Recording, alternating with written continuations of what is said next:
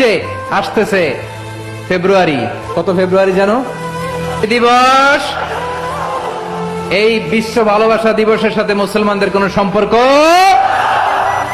বিশ্ব বেহায়া দিবসের কারণে এগুলোর আউটপুট হিসেবে মাঝে মাঝে ঢাকা মেডিকেলের ডাস্টবিনে নবজাতকের বাচ্চার কান্নার আওয়াজ শুনতে পাওয়া যায়। চট্টগ্রাম মেডিকেলের ডাস্টবিনে নবজাতকের কান্না শুনতে পাওয়া যায়। এই জন্য আল্লাহ তাআলা অশ্লীলতাকে আমাদের জন্য হারাম করে দিয়েছেন। পড়েন সুবহানাল্লাহ। এই জন্য রব্বুল আলামিন বলেন, কুল ইন্নামা حرم ربي الفواحش ما ظهر منها وما بطن। প্রকাশ্য সব অশ্লীলতাকে হারাম ঘোষণা করে দিয়েছে কে? আবার দুনিয়ার বুকে যারা অশ্লীলতার প্রসার করে তাদের জন্য শাস্তি মজুদ রেখেছে কে?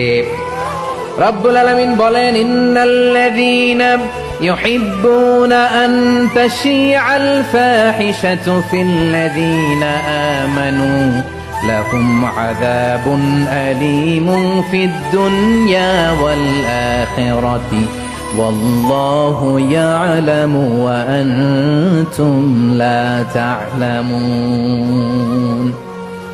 নিশ্চয়ই যারা বিশ্বাসীদের মাঝে অশ্লীলতার প্রসার করতে চায় তাদের জন্য আমি মর্মন্তুদ শাস্তি প্রস্তুত করে রেখেছি। দুনিয়াতেও রেখেছি, আখিরাতেও রেখেছি। ঘোষণাটা কার?